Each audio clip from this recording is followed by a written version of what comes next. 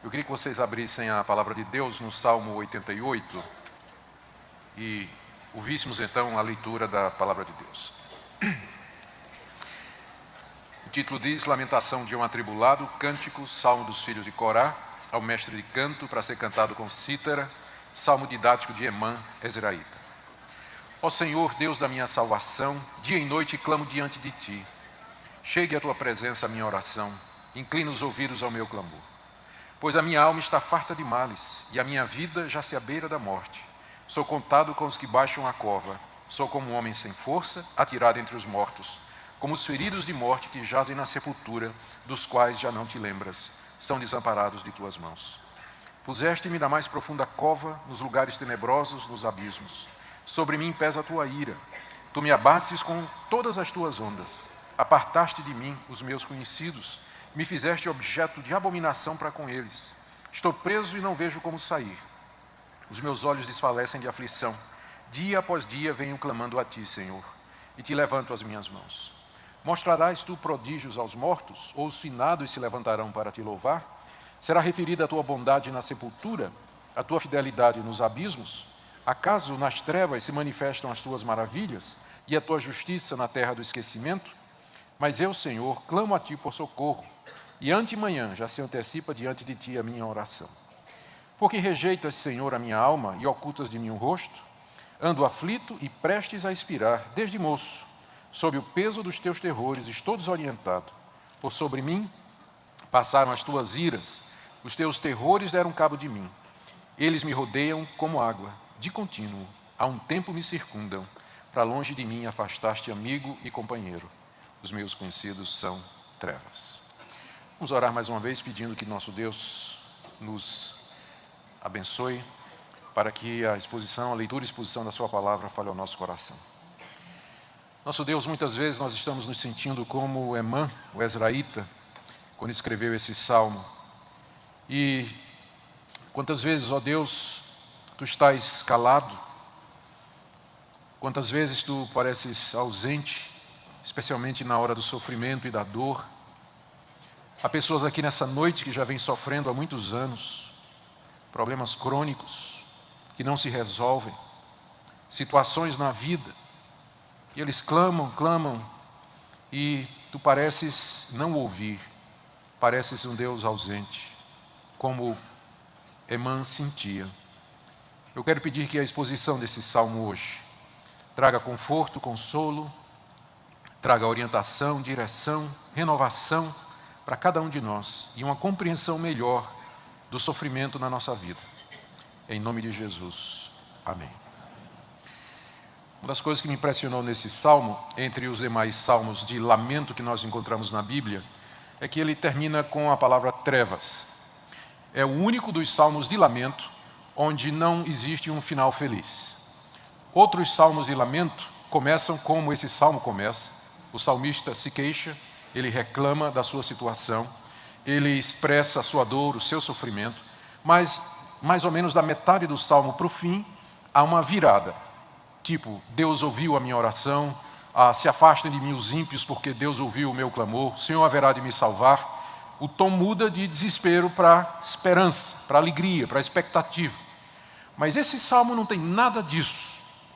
É um salmo que termina com a palavra trevas, e onde há uma expressão constante, quase que de desespero da parte do autor, especialmente porque Deus não lhe responde. É como se Deus estivesse ausente ou mouco ao seu clamor. E eu penso que uma das razões pelas quais este salmo foi colocado no cânon é para nos mostrar que o que aconteceu com esse homem de Deus, eu vou falar um pouquinho sobre ele, pode acontecer conosco também.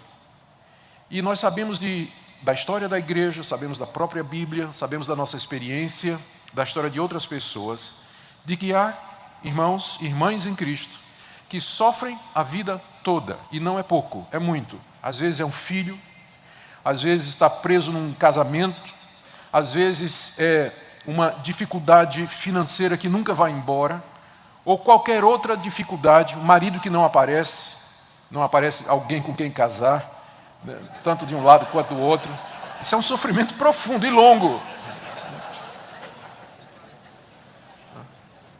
E tantas outras coisas que nós poderíamos dizer. Eu vi recentemente a história de uma moça que tinha muito inteligente, que tinha planos de estudar, se formar, e, enfim, tinha os planos que todo mundo na idade dela tinha. De repente, filha única, a mãe, viúva, é diagnosticada com uma doença crônica, uma doença incurável, degenerativa, progressiva, vai ficando pior. E ela teve que parar tudo para cuidar da sua mãe. E depois de mais de 40 anos em que ela cuidou da sua mãe, então ela finalmente diz, agora eu vou casar. Não é? Ela já tinha mais de 60 anos. Né? Foram 40 anos sofrendo, cuidando da sua mãe. E tantos outros casos poderiam ser ditos aqui. Eu queria ver com vocês, então, aqui nesse salmo, como Emã lida com a aparente ausência de Deus, ou descaso de Deus, ou silêncio de Deus diante do seu sofrimento. Para que nós possamos, de alguma forma, também estar preparados quando essa situação chegar diante de nós. Vamos começar falando um pouquinho a respeito de Emã, se o nosso raciocínio está correto. Esse Emã está dizendo que ele é um dos filhos de Corá, provavelmente um levita, alguém que ministrava no templo. Era um homem piedoso, temente a Deus, dá para ver pelo salmo. Era uma pessoa com habilidades de escrita e de poesia, compôs este salmo aqui. E se ele é o Emã que é mencionado lá no primeiro livro dos Reis, capítulo 4, verso 31, ele era um dos homens mais sábios do tempo do rei Salomão, porque lá é dito que Salomão era mais sábio do que Emã. Então, se é a mesma pessoa, nós estamos diante de um homem temente a Deus, fiel, dedicado a Deus, vivia para o serviço de Deus, e era uma pessoa sábia, era uma pessoa preparada, era uma pessoa que inspirava respeito e certamente se destacava de entre os demais. Isso não evitou que esse homem passasse por esse tipo de sofrimento que ele descreve aqui. Pelo que lemos, esse sofrimento era algo que o acompanhava desde a mocidade. Como diz aí, vocês notaram o verso 15. Ando aflito e prestes a expirar desde moço. Desde moço. Então, era alguma coisa que o acompanhava quase toda a sua vida. Ele vinha sofrendo com isso.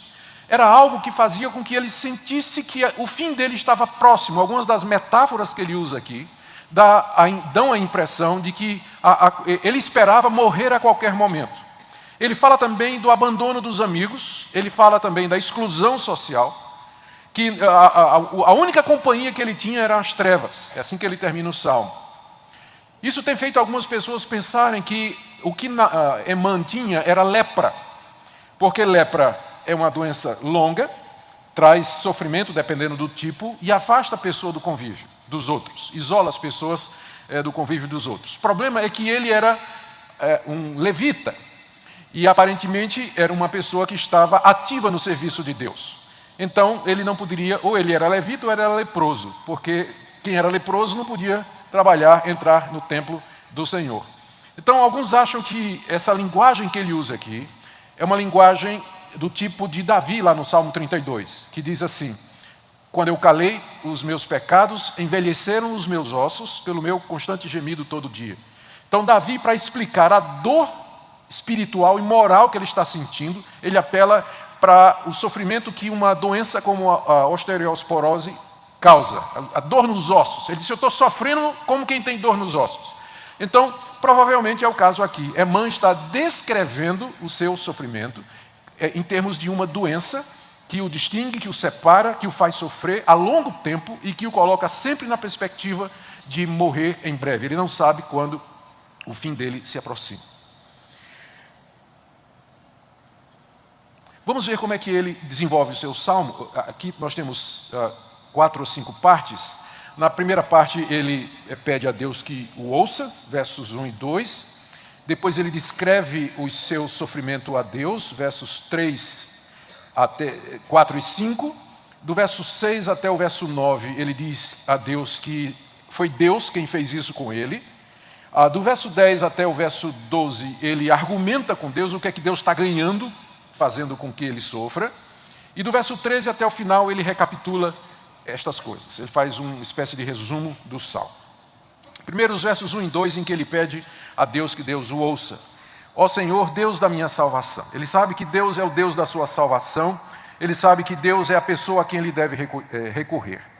Dia e noite clamo diante de ti. Ao contrário de muitos que, quando o sofrimento chega, a primeira coisa que fazem é parar de orar, o sofrimento parece que teve o efeito contrário em Emã. Quanto mais sofria, mais ele orava. Dia e noite clamo diante de ti, buscando o Deus da sua salvação constantemente diante daquele sofrimento, já por muito tempo, dia e noite. No verso 2 ele faz um pedido. A linguagem desse pedido parece ter saído do cerimonial dos reis, da realeza, do palácio daquela época, em que uma pessoa pedia uma audiência e era admitida à presença do rei, quando então expunha a sua situação, o seu pedido diante do rei. Ele diz: chegue à tua presença a minha oração. Não quero nem que o Senhor responda, eu quero que o Senhor ouça. Só ouve, Deus, o que eu tenho para te dizer. Que chegue à tua presença, porque do jeito que está agora, parece que não está nem chegando na tua presença. Mas me concede uma audiência, pelo menos, para que eu exponha diante de ti o que é que eu estou passando. É isso que ele está dizendo aqui. Inclina os ouvidos ao meu clamor. Eu acho que aqui nós encontramos o sofrimento maior desse homem. Porque quando ele diz, eu quero entrar na tua presença e eu quero que o Senhor incline os ouvidos ao meu clamor, ele está expressando a dor da ausência de Deus, a dor do silêncio de Deus. Não é à toa que muitos teólogos, especialmente os mais voltados para a área da teologia pastoral, eles têm descrito esse tipo de experiência, em alguns casos, como sendo a noite da alma. Especialmente os puritanos falavam sobre isso. Em que parece que Deus abandona o seu filho, dentro de determinadas circunstâncias, abandona o seu filho diante dos seus inimigos, permite que os inimigos se apoderem, se assenhoreiem dos seus filhos, que o evangelho sofra, que a igreja sofra, que os filhos de Deus sejam martirizados, e eles clamam, eles pedem a Deus, e Deus não responde. Deus não dá resposta, silêncio. Então esse silêncio de Deus, diante do sofrimento, torna o sofrimento mais intenso ainda. Porque se pelo menos ouvíssemos, se pelo menos escutássemos a voz de Deus, ou um toque de Deus, ou alguma circunstância, algum conforto, algum consolo, mas parece que Emã não tem nenhum. Ele está pedindo a Deus que Deus o aceite a sua presença, que pelo menos incline os ouvidos ao clamor dele. E como quem, já preparando o que ele vai dizer, ele descreve agora, a segunda parte, do verso 3 a 5, a sua situação. A minha alma está farta de males. Essa palavra estar farto aqui, ela é usada em outras partes da Bíblia hebraica para estar farto de comida. Gente que comeu tanto que está farto, não aguenta mais nada. Se comer mais um pouco, estoura, né? Então, é o que ele está dizendo aqui. A minha alma já está farta de males. Eu não aguento mais. Eu estou a ponto, eu cheguei no meu limite. Assim como uma pessoa que está farta e não consegue mais nem olhar para a comida, a minha alma não pode nem pensar em sofrer mais, Deus, eu cheguei no meu limite. Aí a segunda figura que ele usa ainda no verso 3, a minha alma já se abeira da morte. Pense num precipício, a pessoa se aproximando da beira, mais um passo e ela cai e lá no fundo a morte a espera. A minha alma já se abeira da morte. Eu cheguei no limite. É mais uma figura para dizer, eu não aguento mais. Eu não aguento mais. Terceira figura, no verso 4. Sou contado com os que baixam a cova. Sou como um homem sem força, atirado entre os mortos, como os feridos de morte que jazem na sepultura, dos quais já não te lembras, são desamparados de tuas mãos. A figura agora, a linguagem agora é tirada do campo de batalha. O que acontecia naquela época, quando um soldado era ferido, é que ele era deixado para trás, ainda que não morto. Porque não tinha helicóptero para fazer resgate, não tinha Cruz Vermelha, não tinha ambulância, não tinha um médico que acompanhava o soldado para dar um socorro imediato. Se fosse ferido à espada, ainda que não morresse, mas ele era largado para trás. Porque a morte era apenas uma questão de tempo. Não tinha jeito, a ferida era mortal. E o que acontecia então é que ele era tomado e jogado junto aos cadáveres, com os que já morreram. Mesmo vivo, ele era jogado entre os mortos, na vala comum. Ele podia até dizer, por favor, não me joguem aqui nessa sepultura junto com os que já morreram, eu estou vivo. E a resposta seria, mas é só uma questão de tempo. É só uma questão de tempo. Então ele era contado, como ele diz aqui, verso 4, sou contado com os que baixam a cova, como um homem sem força atirado entre os mortos. É assim que ele se sente. Ele estava vivo, estava ativo, mas ele sentia como se ele já tivesse sido numerado entre aqueles que morreram. Ele já era um número na estatística de fatalidades.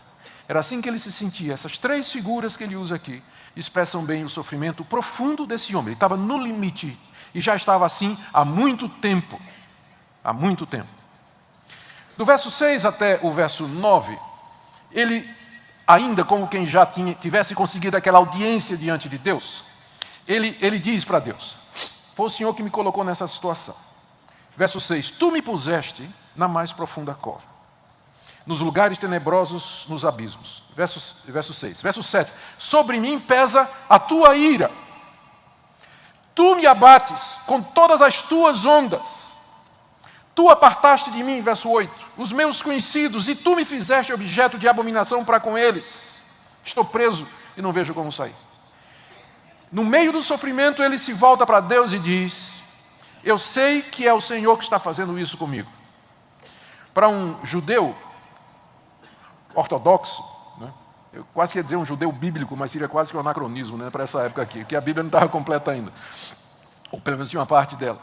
Mas para um judeu crente, né, vamos dizer assim, o Deus de Israel era o Deus que tinha governo sobre todas as coisas. Um judeu mesmo, ele não teria nenhum problema em dizer para Deus que o sofrimento dele vinha da parte do próprio Deus, como ele está dizendo aqui.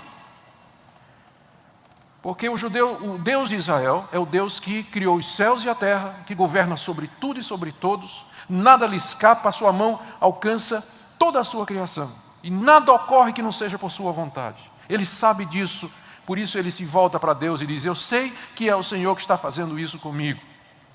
Como essa passagem é importante, queridos, numa época aqui no nosso país, onde determinadas teologias, elas nos roubam do conforto, parece estranho, né? Do conforto de saber que é Deus que faz isso conosco.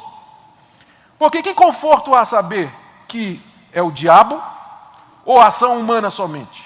Porque aí não temos o que fazer.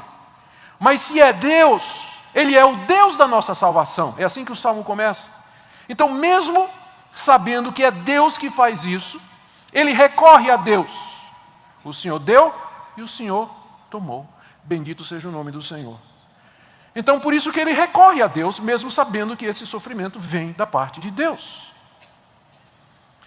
Se você não entende isso, se nós não entendemos isso, nós vamos cair naquela teologia de dizer, eu não aceito o sofrimento, eu rejeito isso, eu declaro que isso não vai entrar na minha vida, eu rejeito agora todo esse tipo de coisa. O apóstolo Paulo começou a pensar assim também quando veio o espinho na carne. Vou falar disso amanhã à noite. 3 vezes sai, declara, amarro, não vem. E Deus disse, não vai embora coisa nenhuma. Então, o fato de que nós sabemos que Deus está por detrás de tudo que nos toca, na verdade, em vez de ser um motivo para nos abater ou nos fazer afastar dele, na verdade, nos faz recorrer a ele, porque se é ele que faz isso, se é ele que nos faz entrar nisso, é ele que também nos faz sair. E se ele nos coloca aí, é porque ele tem um propósito também. E ele então está dizendo a Deus, eu sei que é o Senhor que fez tudo isso comigo. Ele não consegue, vocês notam aqui, ele não consegue discernir a razão pela qual Deus está fazendo isso. Em nenhum momento no Salmo está dizendo isso. Claramente não parece ter sido pecado, porque alguns dos salmos penitenciais, eles começam dizendo, ou no meio do Salmo, há uma declaração clara do autor, ou Davi ou outro, de que ele tem consciência de que as suas iniquidades são a causa daquilo que ele está passando, mas não é o caso desse homem aqui. Ao contrário, veja como é que ele argumenta agora, na terceira parte do Salmo. Veja agora como é que, a quarta parte do Salmo, como ele argumenta com Deus, e o argumento dele mostra que ele tem pelo menos consciência de que ele está sofrendo, não porque ele tivesse cometido um pecado específico. Não é dito aqui no Salmo o porquê ele está sofrendo. Mas mesmo assim, veja o que ele faz. Do verso 10 até o verso 12, ele argumenta com Deus mais ou menos assim. O que é que o Senhor vai ganhar se eu morrer? Se continuar assim, o que é que o Senhor ganha? Veja só, verso 10. Mostrarás tu prodígios aos mortos? Se eu morrer, Deus, mortos não veem os teus prodígios. Eu serei uma testemunha a menos no mundo de que o Senhor faz prodígios, se eu morrer. Porque os mortos não veem os teus prodígios. É claro, ele está se referindo à morte do lado de cá. Né? E de fato, se você morrer, humanamente falando, não estou falando o que vem depois da morte. Se você morrer, você vai ser menos uma testemunha dos prodígios de Deus aqui nesse mundo. É como se ele dissesse para Deus, dizer, pensa bem o que o Senhor vai fazer comigo, porque se eu morrer, o Senhor vai perder uma testemunha no mundo de que o Senhor faz prodígios. Não é o que ele está dizendo. O Senhor vai mostrar aos mortos os prodígios? Ou, na mesma linha de argumentação, os finados se levantarão para te louvar, que era o que ele fazia no templo. Mas se eu estiver morto, ninguém nunca viu um coral se levantar no dia de finados lá no cemitério, né? As tumbas se abrem, os finados saem e começam a cantar aleluia de rendo. Ninguém nunca viu isso acontecer. Os finados não se levantam para louvar a Deus, é isso que ele está dizendo. Mais uma vez, ele está falando isso do lado de cá, né? Quando pensamos do lado de lá, eles estão lá louvando a Deus, mas ele está falando aqui no mundo, o testemunho de Deus aqui no mundo. Eu serei uma pessoa a menos no coral, Deus. O coral vai ficar menor se eu morrer. Ele está argumentando com Deus. Ele está mais ou menos dizendo a Deus, eu estou no limite, se for mais um pouco para frente, o Senhor vai perder uma testemunha, o Senhor vai perder um pregador, o Senhor vai perder um membro do coral.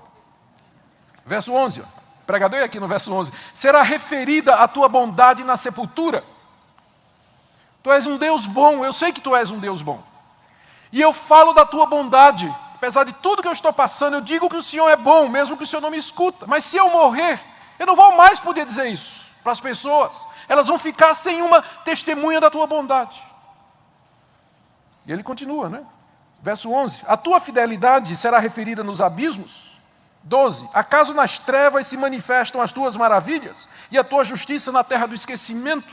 Se o Senhor me manda para a terra do esquecimento, que é a cova, o cemitério, onde as pessoas de fato são esquecidas com o passar dos anos, Senhor, quem vai anunciar as tuas maravilhas? Quem vai cantar os teus louvores? Quem vai referir a tua bondade? Ele está argumentando com Deus, no meio do sofrimento, gente. Está argumentando com Deus. Não está se lamentando, não está... Ele está pensando até na glória de Deus. Quando a gente está sofrendo, o primeiro argumento quando o sofrimento bate à nossa porta, que nós chegamos diante de Deus, é um argumento que gira em torno do que a gente está passando. Deus está doendo, não aguento. Mais um pouco a história, é verdade que ele está dizendo isso aqui no começo, mas agora o argumento sobe um nível, ele começa a dizer a Deus, Deus, o que está em jogo é a tua glória. O que está em jogo é a tua glória. Se você fosse argumentar com Deus assim, Deus, se eu morrer, o Senhor vai perder um adorador. O que é que Deus ia fazer? Não faz diferença nenhuma, pode morrer.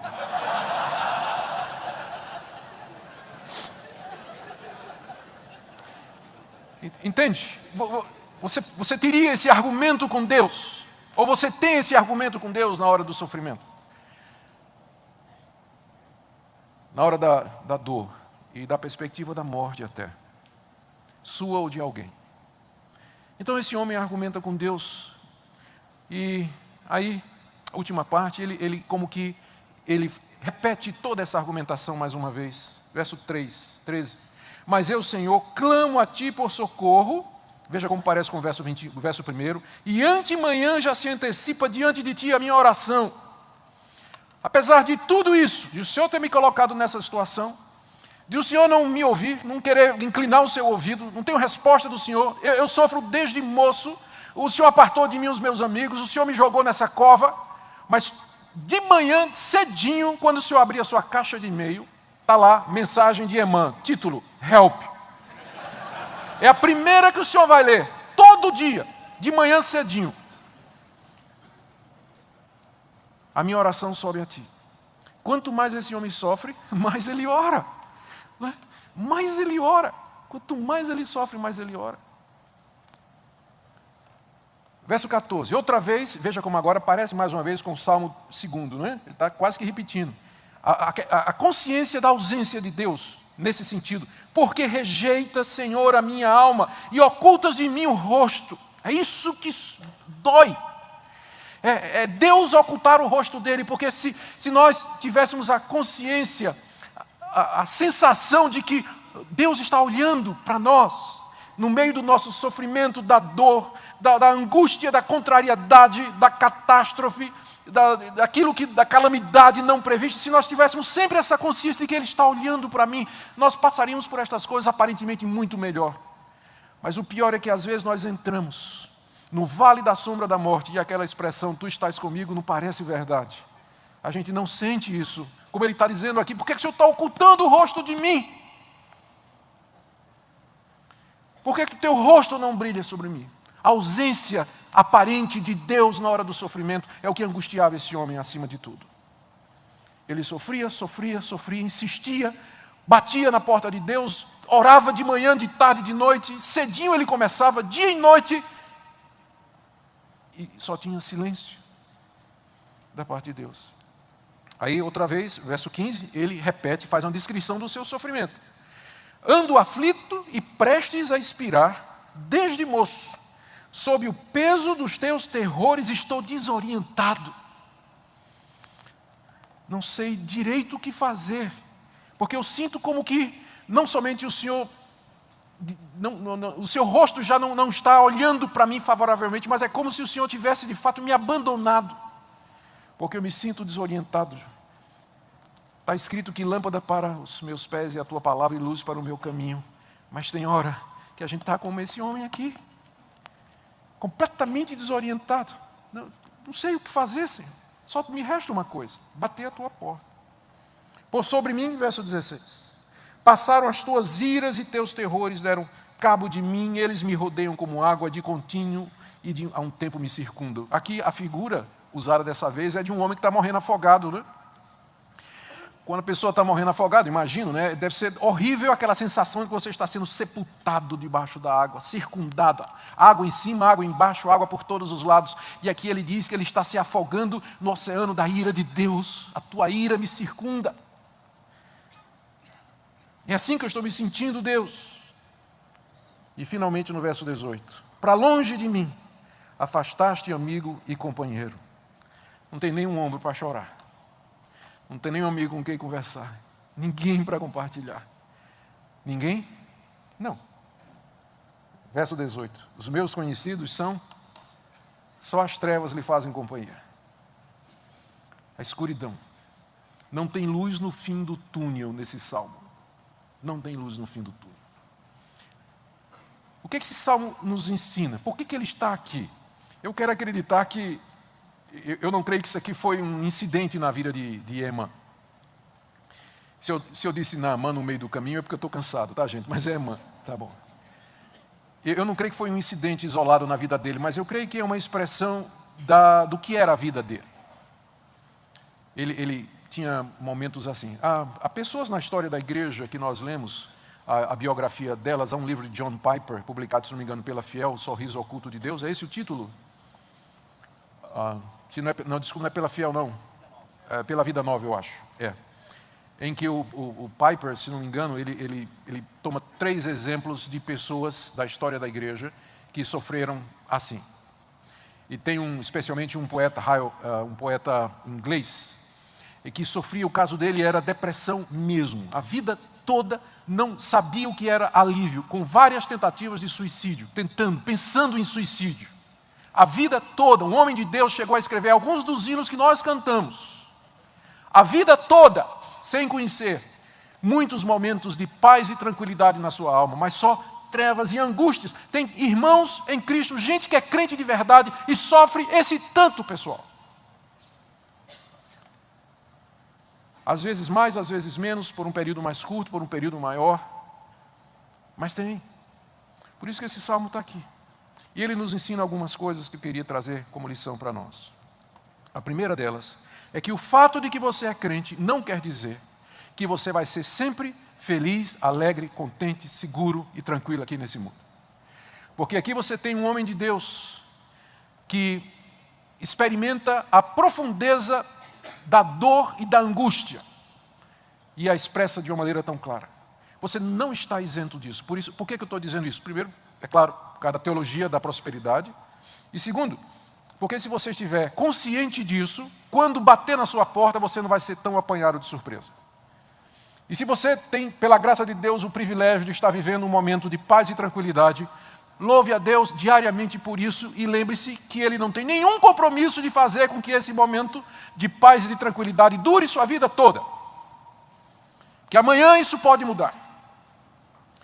E eu estou dizendo isso porque as pessoas que têm expectativas erradas a respeito do Evangelho, quando essas expectativas em termos de melhora financeira, tranquilidade, felicidade, paz e alegria não se concretizam, elas abandonam a Deus. Elas viram as costas para Deus e para o Evangelho e vão embora. Então, por isso que esse salmo está aqui, para dizer a você que Deus nunca prometeu que você sempre seria feliz a vida toda.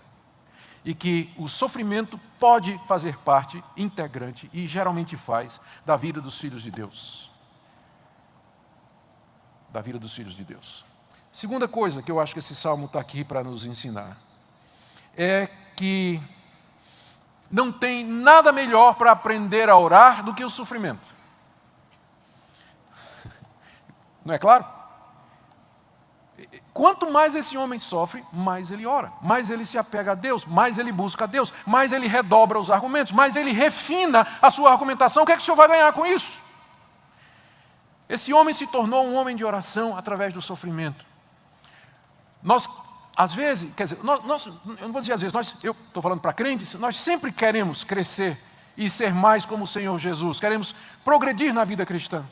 Mas poucas vezes nós estamos dispostos a pagar o preço para isso.